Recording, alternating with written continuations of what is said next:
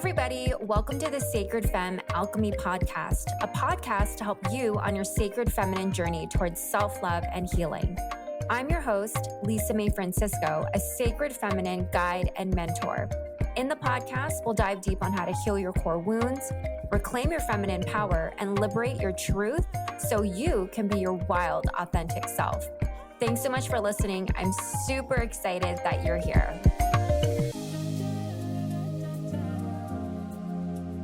Hey everybody, welcome back to the Sacred Femme Alchemy podcast. I'm so excited because today I have a beautiful guest, Bianca Giulione.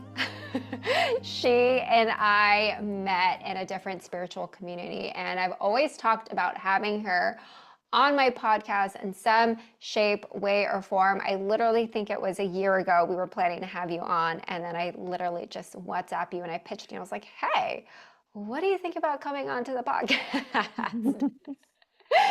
And so Bianca is an astrologer and purpose activator. She's based in Greece. And after living in cycles of burnout and confusion, she slowly began integrating and sharing insights that helped her live a life more aligned with her higher purpose. So since 2023, she's also hosted the Life Forces podcast, sharing insights on spirituality.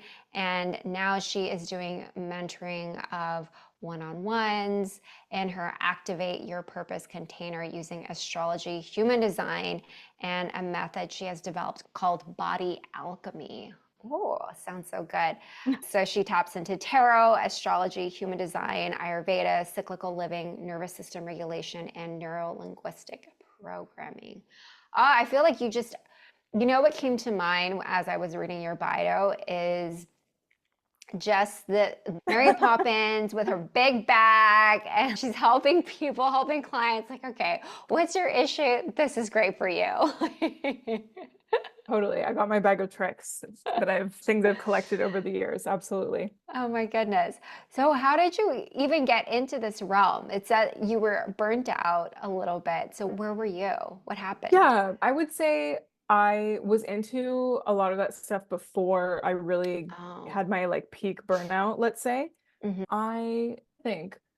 I don't know, I was getting into astrology maybe already in 2017, maybe a little bit earlier. I was just learning more here and there. I remember getting a really great reading from someone that just opened my eyes to things, because I think before that I only knew my big three. And since then I've learned, wow, things go so much deeper, and I've been studying for years and I don't even know all the layers to everything, to a chart, whatever it is.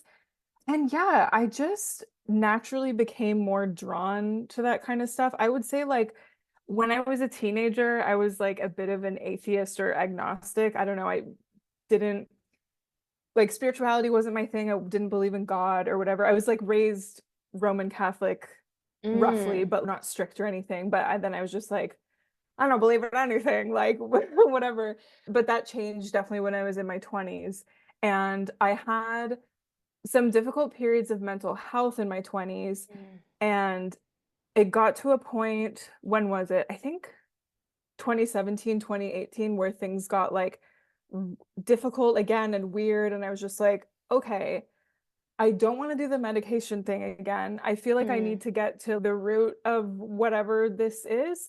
And that's when I learned about Ayurveda. I had a friend who was an Ayurvedic practitioner. And so I saw her and she gave me some suggestions. You're super high pitta. Definitely you need to address fire. That. I was very fiery at the time. I mean, my kind of standard dosha is pitta kapha, but I would say I'm a lot more imbalanced now. I don't have the super spicy pitta because I just had crazy acne. I was always inflamed, just all the kind of related symptoms. Gotcha. And then of course that can affect you mentally as well. And so I took to heart her suggestions rooted in Ayurvedic principles. And after a few months, I just felt things coming back into balance. And then because of that, it's weird. I just naturally viewed the world from a more spiritual perspective. I just felt more supported by something greater than myself. And I just felt I wanted to seek out the answers to things more instead of just feeling really limited by physical reality or whatever it was. So then I got Oh, more into my like woo stuff, let's say. It's not entirely woo, but like for yeah. example, I started studying Ayurveda myself. Then tarot came into my life. Then I got more into astrology, and then human design came a little after. Oh, But wow. that's how it all happened. And Uh-huh. really since then, I feel like I haven't had any crazy mental health periods. Like I don't want to say it's under control because everything's in flux. And do we ever really want things to be completely under control? That's a little boring. But I just mean I've been able to move through things and live life in a quite grounded way for the most part. Yeah. Hmm. And so when you were working with your friend who helped you with Ayurveda and you did the whole testing, did you know that was going to be your outcome of No idea.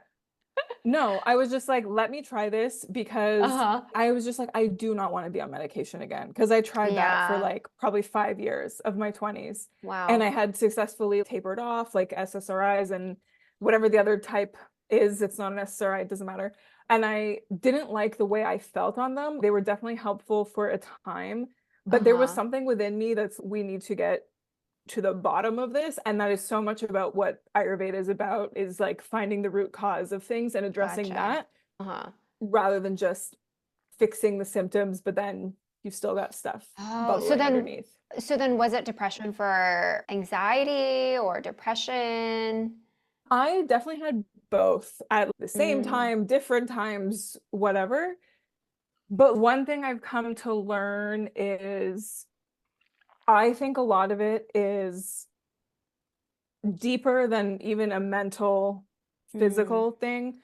I think a lot of depression, anxiety, different mental illness things have to do with something deeper. And I think sometimes it's um, you are not connected strongly to meaning or purpose in your life. I Mm. don't think that's the only thing, but that's what I discovered for myself. And I'm not the first person to think of this. Viktor Yeah. Frankl thought of it way back in the day. But I think it's true because I looked back, especially more in my early mid 20s, the times where I really struggled, there I didn't have that much to grasp onto. And I think my Mhm. soul wanted something deeper. And I think also sometimes depression, for example, I think it's like in a way like a secret yearning for something more because sometimes it's like you're so Mhm. disillusioned and bummed out by like just what you're seeing or experiencing. And I think sometimes it's your soul like secretly knowing there's something better out there for Mhm. you. And maybe some of it's dissatisfaction, some of it's just being in a terrible low mood for a really long time, whatever it is. Obviously, there's a range of experiences. But for me, I think a lot of my lowest points was when I felt like I just didn't have a direction. I was just like, why am I here? What am I doing? I don't get it. Mm. Mhm. Yeah. Yeah. Wow. So we're getting super deep. It's like, how many minutes are we? I was not expecting this, but I'm like, great, let's go with it, girl. You bring up such a good point because I am a firm believer of that too, where especially like diving into Kundalini yoga, a lot of the energetics, the emotions that I see is either an imbalance or something that your soul is secretly longing for. And I always find either it's working one on one with clients or just people in the membership, there's just this cry out for something, but some people just don't know it. Or maybe they have this come to Jesus moment and you're just living a life, you're not really awoken yet, but you're just doing the day to day, and that's Hmm. it. Either living for the weekend or and I get it. It's I actually recently watched, what is that movie, that Pixar movie? I think it is called Soul. It's with Okay. this That's definitely a Pixar movie that came out recently-ish. Yeah. yes, and it was talking about lost souls and about how you really have to do what you're meant to do on this earth. And I thought it was actually a pretty good message, but I was surprised to see that I was in a children's movie because it was pretty deep. Hmm. Yeah. But just what happens when you ignore it or you have those small, subtle betrayals. It's like all of those little betrayals keep on adding up. Yeah. And it Yeah. sounds like you were almost in your own dark night of the soul during this period before you actually got help, or how this woman helped you. Just like she's a fairy godmother. Yeah, I'm sure I've been in multiple dark nights of the soul. I think it's normal. We all have our like peaks and pit kind of times.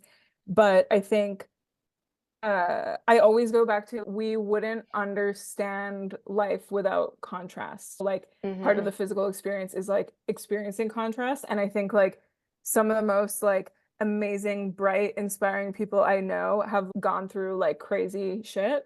I'm sure you can agree with that.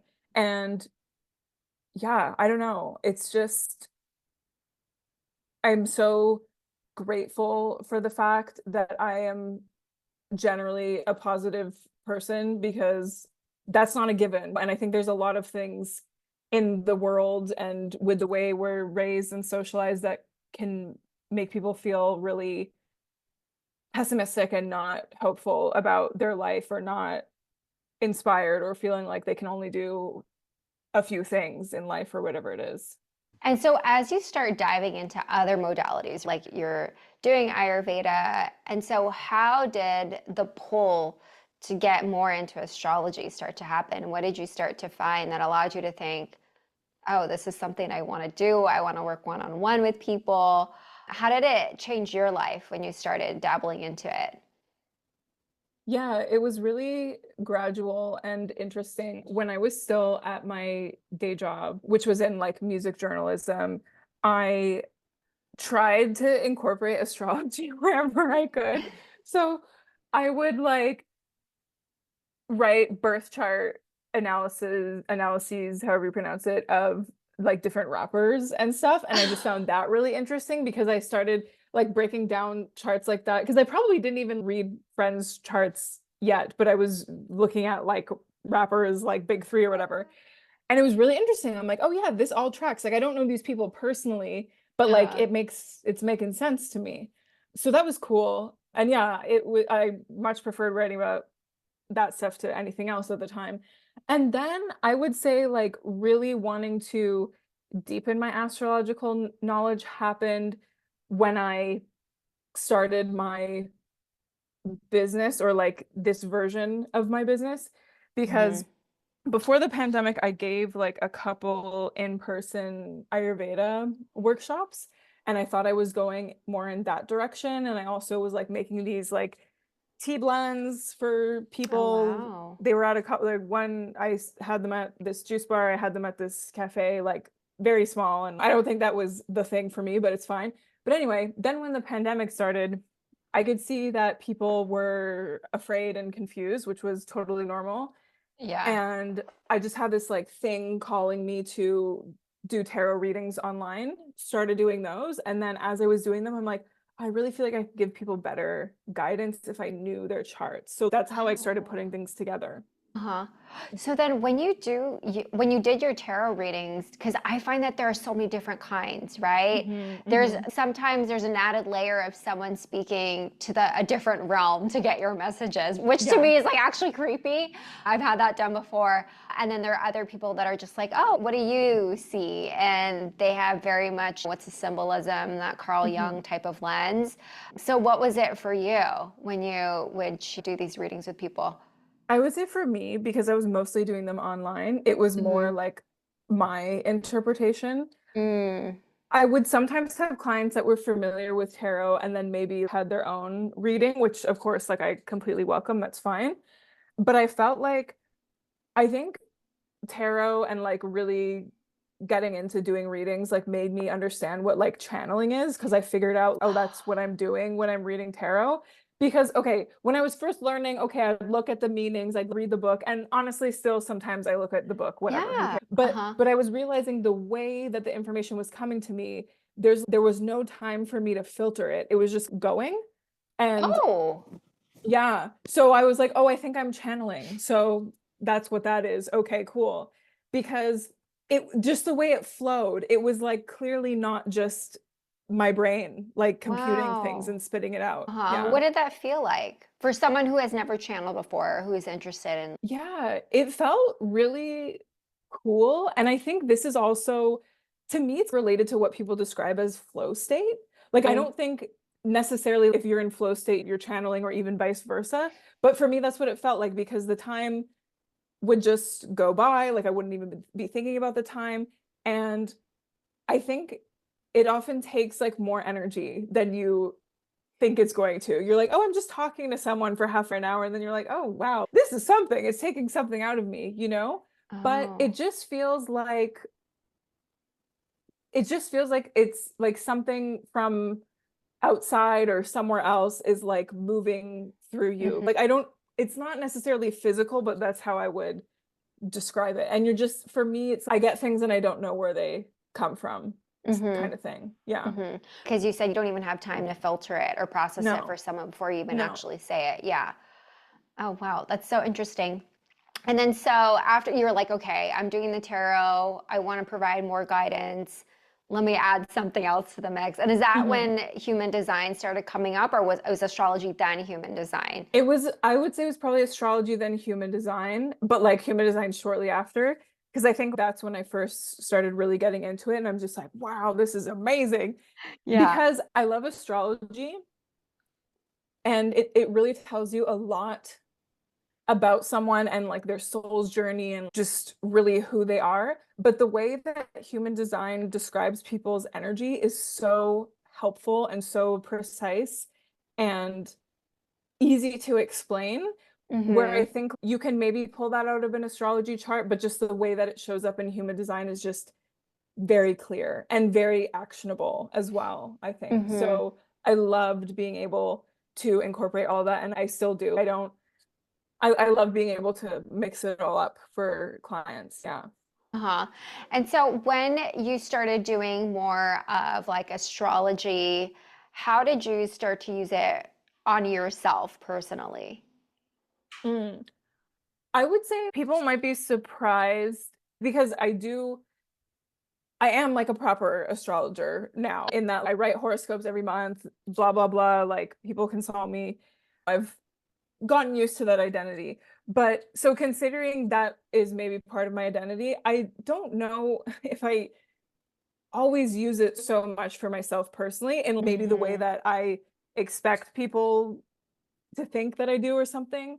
It really depends. I just, with any of these things, I don't force them on Mm-hmm. myself or on other people. It's just like, when it feels like a right time to think about it or to use it, I will. But I also think, in terms of knowing my own charts, I just think like I have that as a foundation anyway to go Mm. with.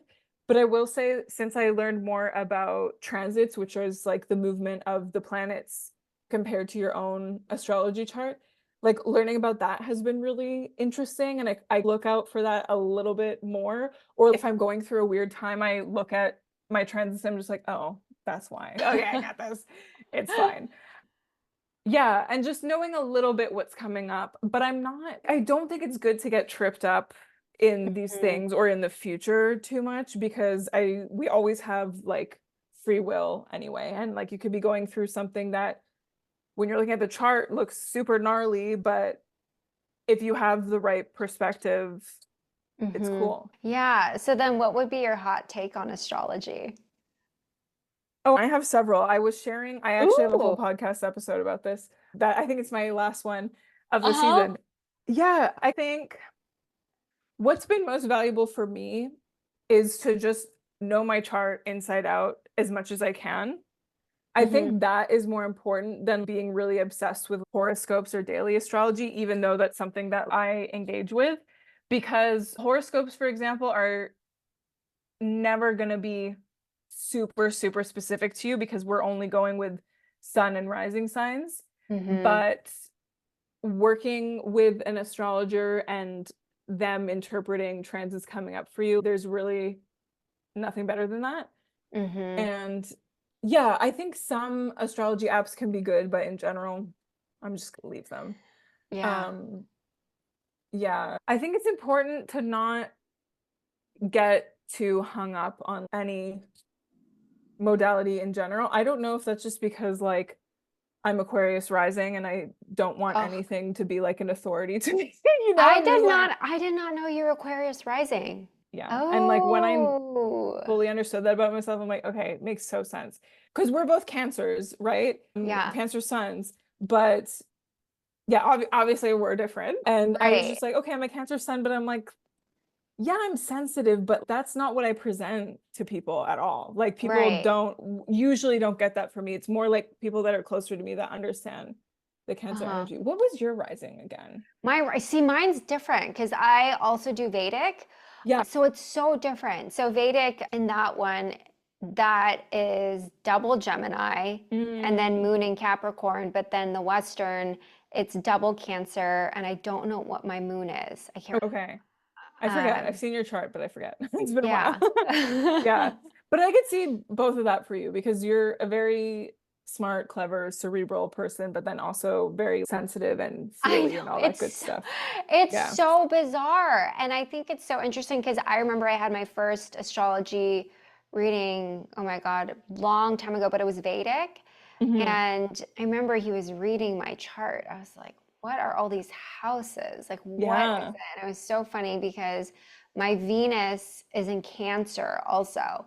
And Hmm. that tells you, that's why I like your point. I love astrology to a point, but I'm Yeah. not going to become obsessed about that, not make a move because something happens to be in my chart. Sure, it can be some sort of like guidance. Oh, maybe that might not be a good idea, but don't let it Hmm. rule your life type of thing. Yeah. But I love that it gives a really accurate snapshot in time of all these different planets, where they were. And there are certain things that I do think are very much spot on of, oh yeah, that is me. That yeah. Yeah. That only makes sense like maybe years later. Yeah. When I learned that my Venus is in Virgo, Mm-hmm. in the seventh house. Virgo is an earth sign, but it's can be a very particular, nitpicky kind of energy that really wants things a certain way. Venus has to do with love and what we want in relationships and what we value. Right. I was always so picky with people who I was dating. And then it's in the seventh Oh. house, which is very much about like partnership. It's, it can be about marriage, but not necessarily, but it's just really like partnership. So once I fully understood that, I'm like, yeah, casual just does not work for me. Oh my And I God. feel like once I really embraced that, like we were cool. Once I was fully like, okay, this is me and that's fine. Oh my God, I Yeah, just had an idea for you. I'm like, oh, Valentine's Day. I do like Venus readings for people, like who they I should love call that. in, all that date stuff. Love that. Yeah, yeah. Because I remember when I was reading my Venus in Cancer, it was someone that was super sensitive, that needed to be secure, needed to have someone reliable. And then I realized, oh, duh, of course. Like Hmm. me going out, no wonder my anxious, all of that stuff was just up in the air because I just, that was my sign or whatever. Hmm. Oh my God, I love this. And then I actually did not find out about human design. It was interesting because the same guy actually also gave me a reading on human design. Nice. They did the double, and I found that so fascinating. I'm a generator, Yeah. 5-1. Hmm. What are you? 2-4 generator. Yeah. Okay. So Yeah. what's the 2-4 mean? So 2-4 is the hermit opportunist, Mm-hmm. whereas you are, I think, the heretic investigator. Investigate. I was like, I don't know what the 5 is, but Yeah, the yeah. five, I get 5 and 3 mixed up, but I'm pretty sure 5 is the heretic and 1 is definitely the investigator. Yeah. And then 2-4 is hermit opportunist. It's interesting dichotomy. And even for you, because okay, so in the profile, which are the two numbers, you have Uh-huh. 1, 2, and 3, which is like one kind of section, and then you have 4, 5, and 6. 1, 2, and 3 are more personal energies, and 4, 5, and 6 are more interpersonal. Oh. So when you have two numbers that are a combination of Uh-huh. personal and interpersonal, it can be a little funky because there's two sides of you. So can people actually be two of the same section? Like, could they Yeah, be like a yeah, 2-1 or like a yeah, 3-1? Oh, I didn't know that. Okay. yeah. I'm pretty sure. I could be wrong. I think there's 3-1. Uh-huh. And there's definitely 4-6. Like this is coming to me now. Can't memorize them all. But Yeah. but yeah, so it's interesting. So I would say, yeah, a lot of people have this interesting dichotomy in them.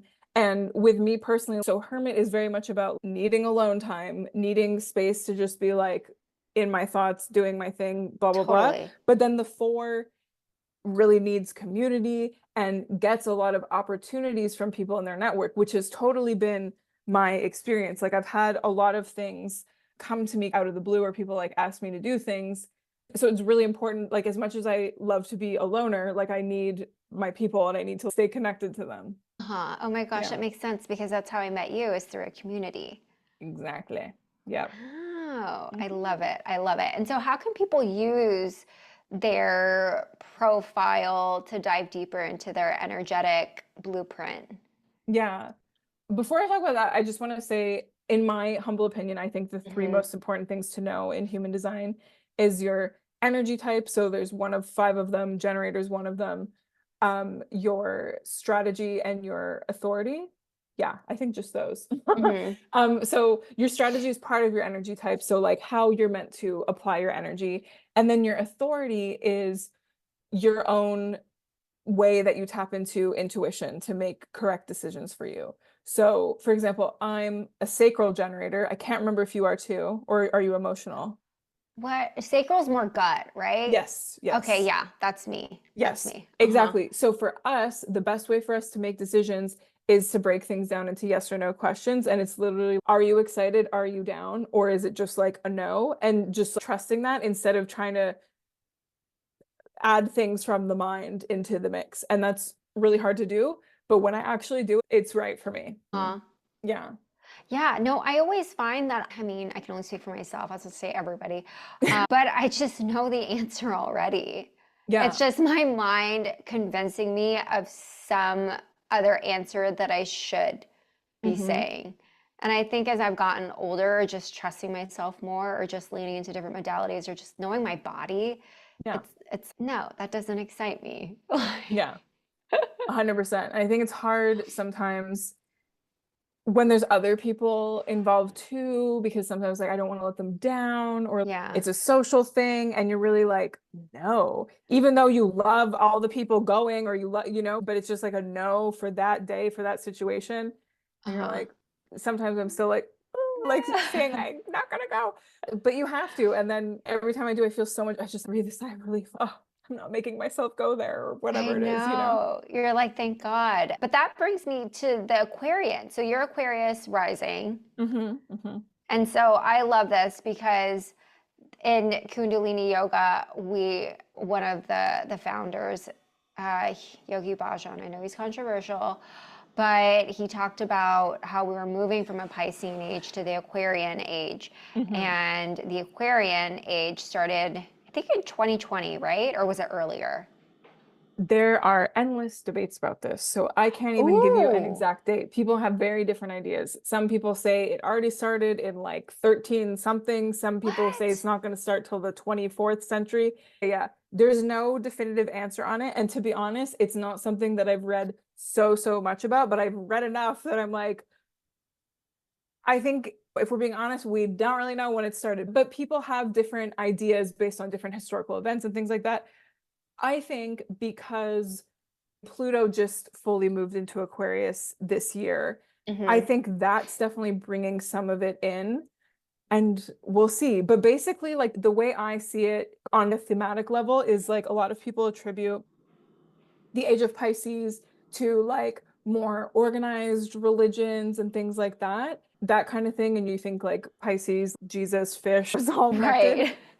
And then Aquarius as an energy, and then if we're going to talk about an Aquarius, Age of Aquarius, it's more about people being individuals, like still working together collectively, but maybe there's less like dogma involved, Hmm. and maybe there's more exchange of like ideas, right? Because Aquarius is also an air sign.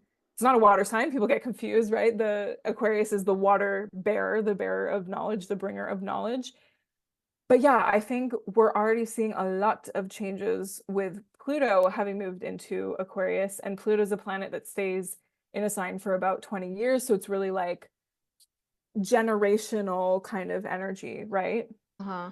Wow, Hmm. 20 years. Hmm. So we're gonna It's the be, slowest one. It's the slowest moving planet that we use in astrology. oh, Yeah. oh my gosh. Okay, so we're gonna be in this phase for 20 years almost.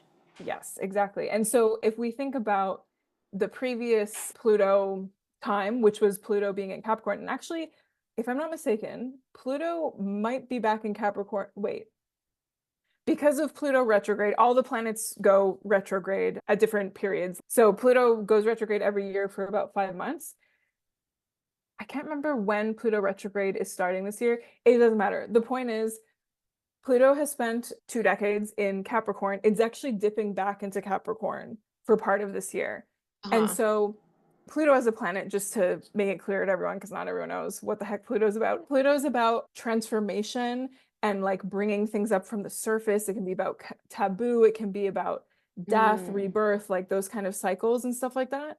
So we had Pluto in Capricorn for the longest time, and we're going to get the tail end of it this year. And that has been a lot about the transformation of institutions in a huge way.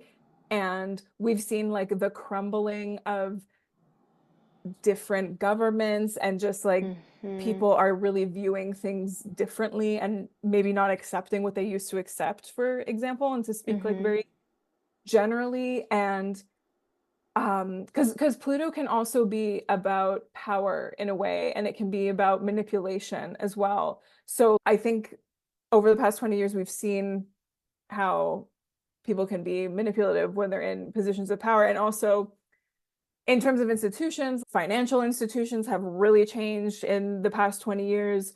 Right. We have Bitcoin and stuff like that, crypto, blah, blah, blah. So yeah, I think Pluto in Aquarius is going to be super interesting. I think there's going to be a lot of technological innovation. We're already seeing a lot of it.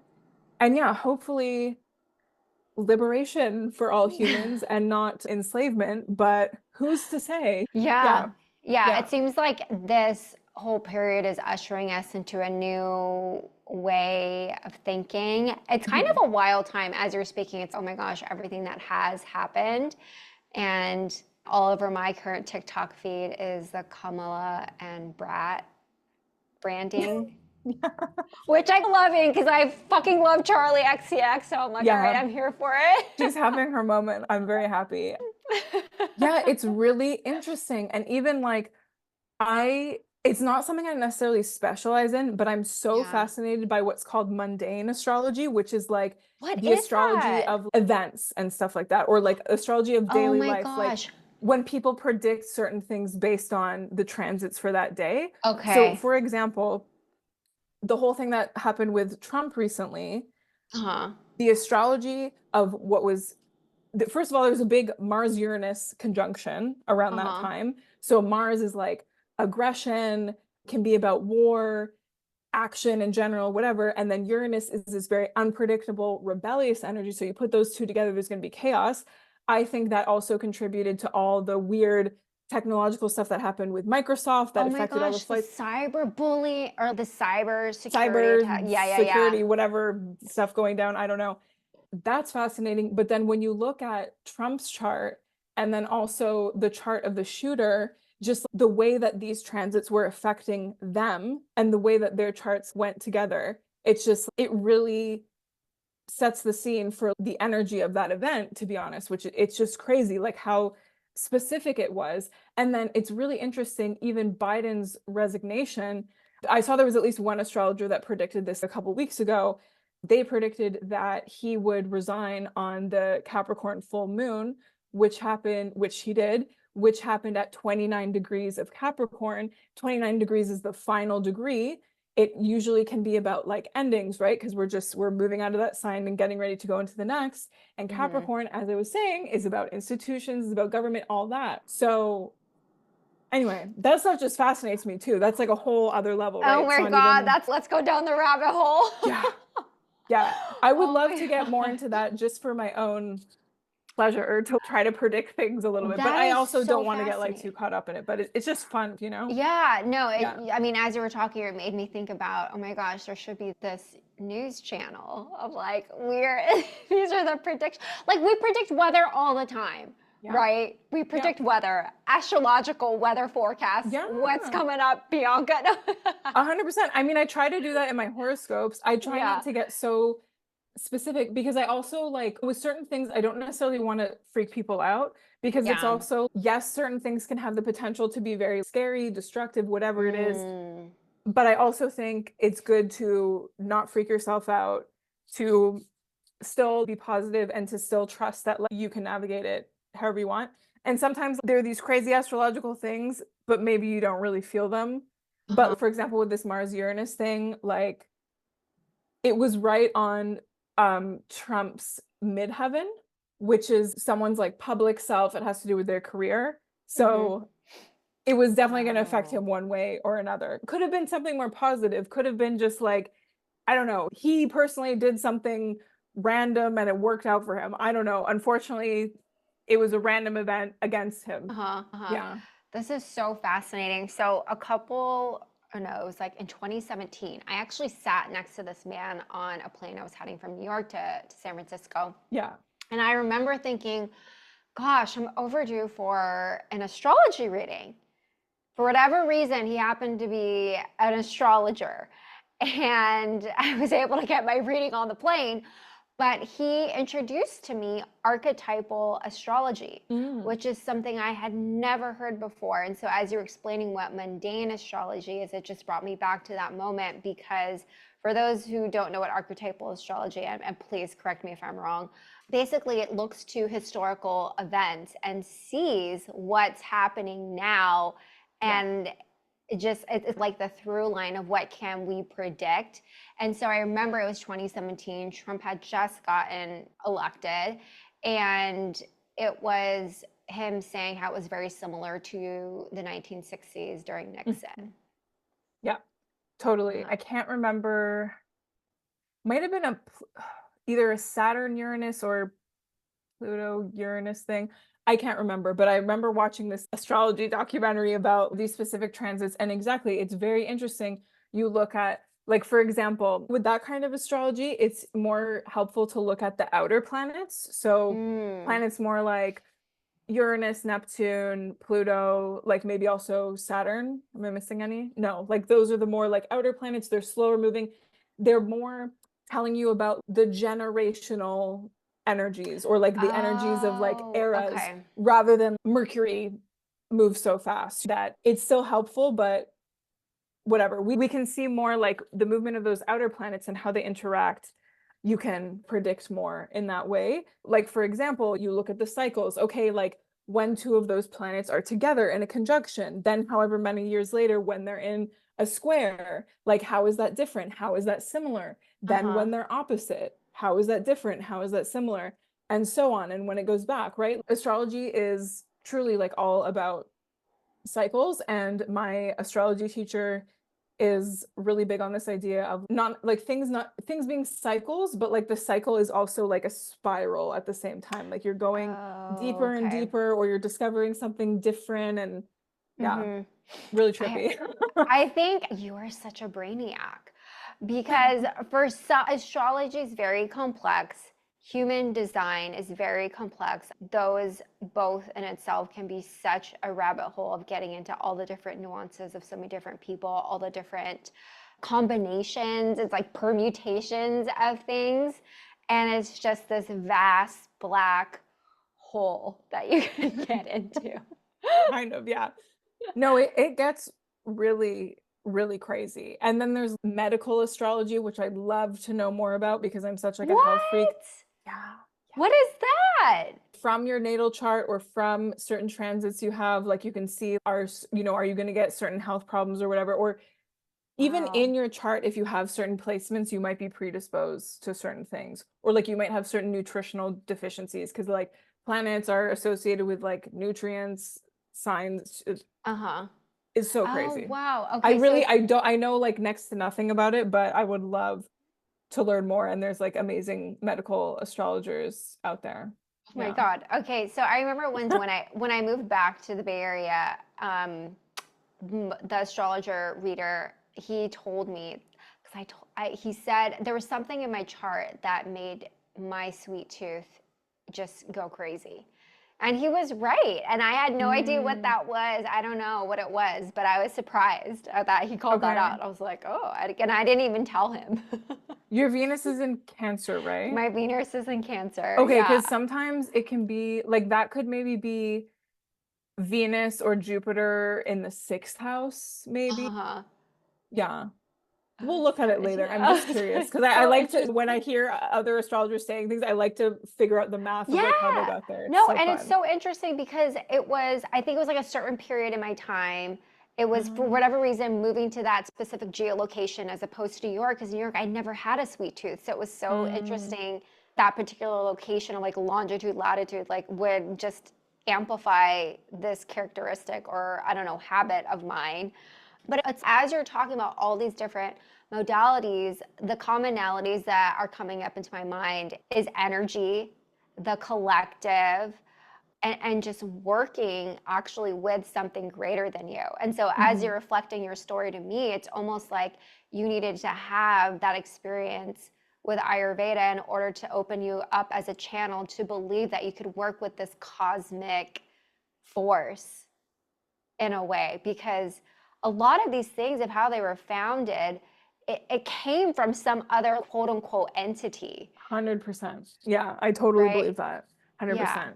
I think, of course, for example, for Ayurveda and for whatever Vedic knowledge in general, which includes yoga, which includes Kundalini, everything, Mm. this knowledge came about like thousands and thousands of years ago. Of course, I think some of it could have been trial and error, observing nature, Right. blah, blah, blah. But just the depth it gets into, it's got to be, there's more that they got it from somewhere. They got it from something more, I think. Yeah. Right. Okay. And I remind me, do you do Akashic reading also or No, I no? don't. I don't. I'm surprised you don't. I feel like that's like, No, I feel in certain situations I can like pick up on things where I don't uh-huh. know where they come from. It's happened very randomly. I think if I did some trainings, because I actually think to sharpen certain abilities is actually great to get training, even if it, because I don't know, I think some Oh, people are like born super psychic and they just like intuit how to work with it. right. But I think it can definitely be developed. Like, I think I could definitely go further if I just had a little bit of Oh, totally. guidance and figuring things out. But when I remember when I was doing my Reiki training,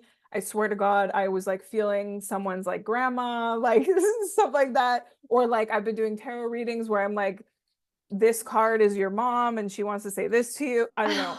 But it's when that's happened, it's very rare. It's not Mm-hmm. something I like fully understand how to tap into.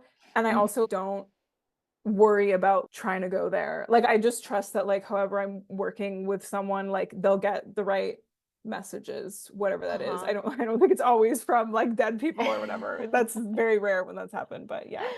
Oh my gosh. Yeah. Yeah. And so how do you keep your own channels clean to have that sort of cosmic flow when you're doing your work? 'Cause it's almost like you have to be tapped into it for Yeah, the type of for work you do. sure. For Yeah. sure. It is not easy because there's so many fun things to be distracted by. There's a lot, but I would say like the time where I felt like the clearest, if I can say that, was Uh-huh. honestly during COVID because I was living alone in a tiny apartment and like, there wasn't much to do. So I had Yeah. a really solid like morning practice. I was just like really tapped into all that. And I spent Mm. a lot of time outside and I spent a lot of time alone. So when what I've been trying to do is I always go for a walk in the morning. I used to listen to music or podcasts. I try now to not listen to anything and to just walk outside for 20, 30 minutes. I feel like that really helps. And Mm-hmm. so I really try to focus on the inputs I can control. I've been like I've truthfully I've been really bad this past week because I've been jet lagged and I've been like getting up early and then just like looking at TikTok so bad. Like that, don't recommend that, but I'm human. But I just, when I know I need to be really tapped in, I just try to be like very, especially in the morning and at night, if I can, just like Mm-hmm. clear things. And also, I think the in between parts of your day are really important too. And I try to just be more conscientious of, okay, for these 5 minutes, I don't need to put music on, or I don't need to listen to however many minutes of a podcast. I can just be in silence and it's okay. Like, Mm-hmm. just try to be more deliberate about that. But I feel like over the past few years, I don't know, I've just been really good with emotional boundaries, which I feel like really helps because I think a lot of people that are doing healing or healing related things, like we're very sensitive, which is cool. Right. But that can be a problem when you're absorbing everything. And I can't exactly say how I've done it, but I've gotten good at having those boundaries up and not absorbing so much. I don't really know how I do it, Uh-huh. if I'm going to be honest with you. Ah, But Bianca, spill the tea. Don't gatekeep. No. I know. I'll get back to you on that. No, please do, because that Yeah. is something I've learned over time, especially being in the service-based business. Like for me personally, the reason why I'm okay with doing things online is because in person, I'm really sensitive to picking up other people's energies. Yeah. And even when I was getting my EFT certificate, because I had to do hours, right? And so Yeah. I crammed in so many sessions, and I remember thinking, oh my God, why do I feel like this? Like, why do I feel so drained? And it Yeah. wasn't even me tapping on a specific issue of my own, Yeah. but we call it surrogate tapping. So even if it's Mm, someone else's pain, we experience that pain. And as an yeah. empathic, I'm like, why am I feeling certain things in my body? I Yeah. like, this is this person's. It is an actual experience when you do experience someone else's emotion when there is no catalyst for it other than just being in the presence of someone else. That's a very real thing. And I Yeah. thought everyone experienced that. Like for me, I'm like, No. how do people not experience that? I'm like, do No. you feel this punch in your gut right now? Like, why I am I know. experiencing that? It's so foreign to me. Yeah. But that's something that I've been just working through of how do I let the universal channel be open so it takes other people's energy and I don't be that channel. Yeah, really. You probably have an open emotional center, solar Oh my plexus in God. human design. I'm pretty sure you do. It makes Like most sense. very empathic people do, because that's how we absorb the emotions, because we're like absorbing them and we're really good at reflecting them back, which is why we're such Yeah. good mentors, whatever. But the problem is when we hold on to them. And I just think, yeah, not having so many client sessions in a day, like just basic scheduling stuff when you can.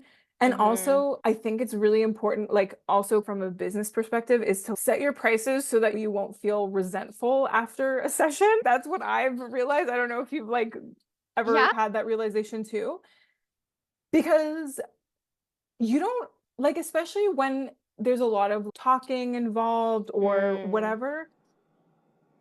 For sure, like early on, I took for granted like how much energy it was actually taking out of me, because it's not super physical or whatever, but it Right. takes a lot out of you. And when you're not being compensated properly, when there's not like a proper exchange of energy, it doesn't even have to be money. It can be like, we're going to swap sessions, or I'm doing this for you because you're my friend and it's your birthday, or Mm-hmm. whatever it is. But as long as the exchange feels good, I think that's really important too, for not feeling drained. Because when you're like Mm-hmm. undervaluing yourself and doing the most and not having enough space in between to just like decompress and do whatever, I feel like that's when it becomes too much. And that's when it feels like things are really like clogged. That's such a good point. And so, how do you balance that energy of working with clients, but then also creating? Because you also do horoscopes, that takes time to obviously ingest all of that, process it, create like creating and creation is just it's a whole other ball game when it comes to Yeah. energy. Uh-huh.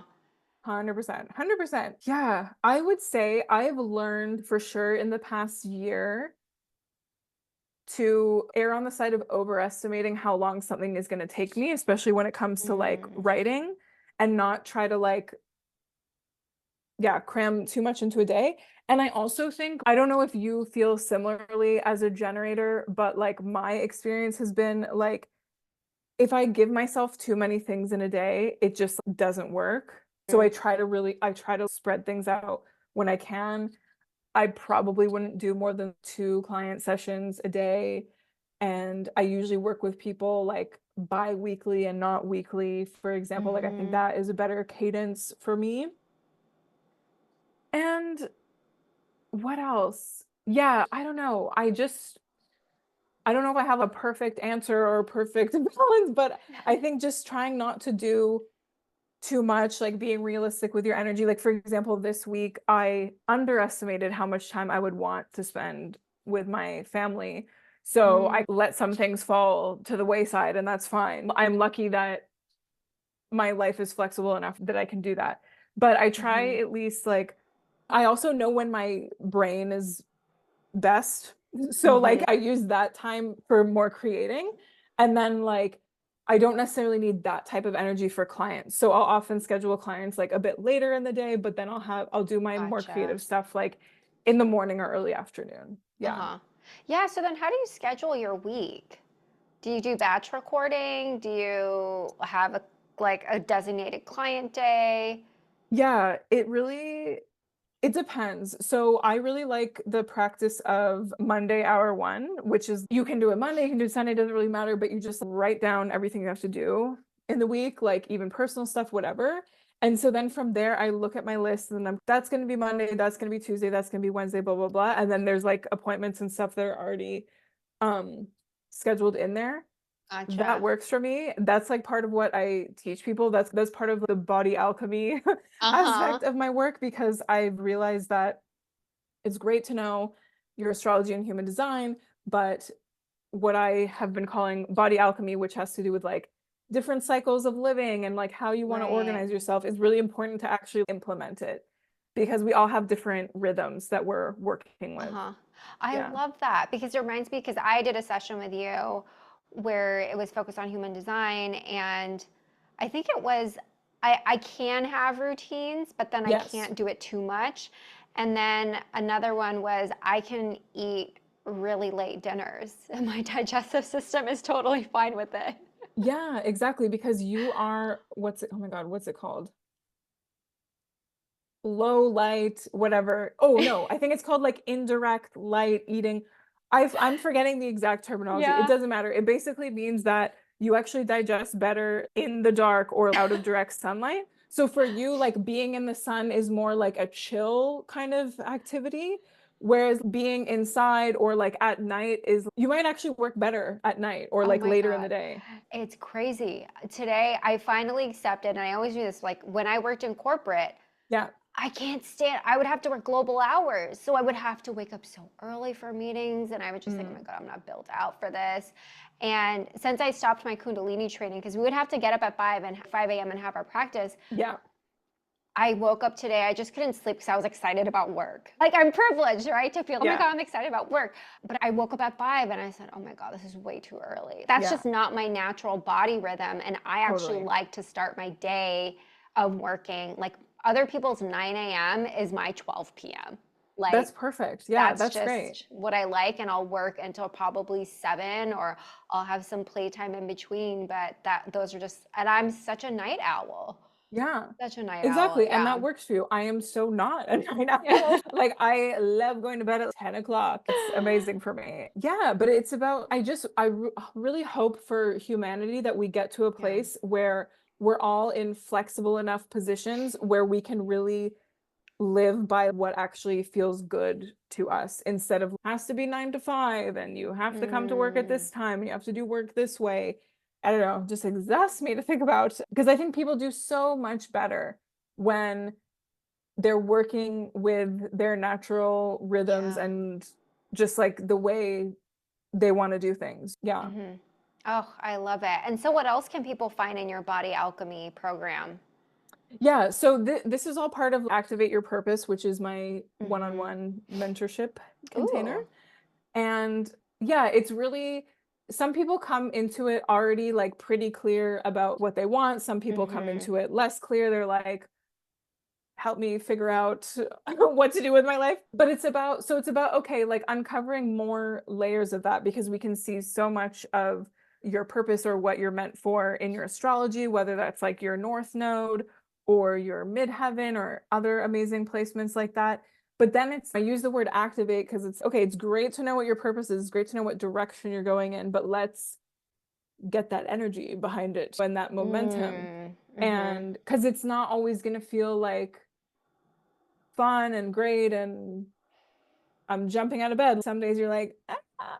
So what are the things that support you in those different moments? And as we're talking about like what rhythms are suited to you, if you're a woman Hmm. and you menstruate, like working with your cycle instead of thinking you can work exactly the same way every week. I don't know if you've incorporated that, but since I did, I'm like, oh, yeah, this makes way more sense. Like, why am I doing client calls while I'm PMSing or on my period? Like, not really making sense to me. Just like, when you have the flexibility to do that, please, everyone, do it. It is such a game changer. It is a Yeah. total game changer. Like Yeah. I know for me that when I start my period, like for example, I actually put it on my calendar with my partner when I'm starting my period, and we know Perfect. do not plan vacations around there. Did it like just don't. Yeah. Yeah, and even like I even incorporate it into my podcast recording. Like I try to Yeah. record like when I'm ovulating, like around that Mm-hmm. time. And then luteal and late luteal phase is more like editing and stuff like that.